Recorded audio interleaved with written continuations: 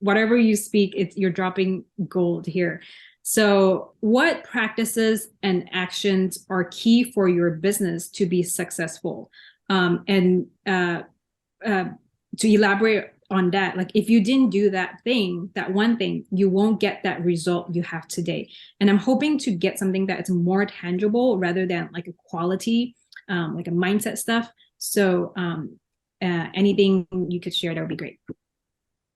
Yeah, for me, it was mostly consistency. You know, if you're not consistent, then nothing's gonna work.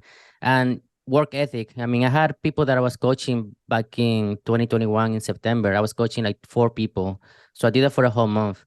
And then most of those people, they didn't keep going with the coaching, right? It kind of got me upset because it's not like they didn't go through the coaching, but they just didn't put in the work that I was telling them to put in the work, like how to create more content and how to do this. And it got to the point where from September, it went all the way to January. And then one of those persons that I was coaching told me, like, nobody can be your work ethics, nobody can be your consistency because every single day I was showing them what they were supposed to be doing. But at the end of the day, they never did it, you know? So it's like you just gotta keep showing up and then your followers will also see that. And I Mm-hmm. think that's one of the ways that I was able to be super successful with this business because every single day I was there for them and for myself. 100%. I agree with that. Yeah. And I see it as kind of a micro versus a macro, right? On the micro level, it's all consistency. It's improving the quality of your content. It is connecting, even if at scale. Connecting doesn't mean that you have to talk to everybody who DMs you, but like just connecting with your audience. That's the micro. But for me, the macro is where I see the one thing that if I didn't do this, I probably would have had success at some point, because I have that work ethic where I'm just going to try and try and try and try and try. And if I fail 5,000 times, then I'll get it on 5,001. So I probably would have seen some success at some point. But the thing that is on the macro level that has allowed me to not only sustain success, but be in this business, in this industry for 11 years now, going on 12 years, is the two words that immediately jump to my mind is abundant inventiveness. And we talked about this on the last episode a little bit too. And I got this from Russell Brunson, and I'll just repeat it again.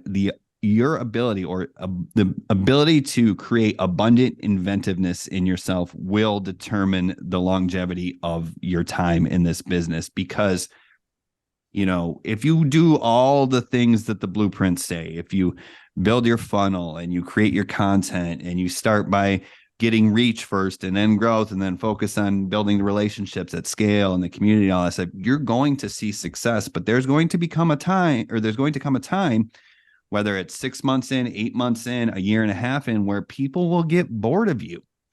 It's why there's one-hit wonders. It's why when you think about actors in Hollywood, you think about George Clooney and Julia Roberts, and the list of people who've been doing this for 30 years is not very big, right? Because we get bored of people. Even people like, Christina Aguilera and Britney Spears, who were at the height of stardom. They were even now they're kind of not relevant. It's all Taylor Swift now, right? Like my wife and daughter just went to the Taylor Swift concert, so she's kind of on the forefront of my mind.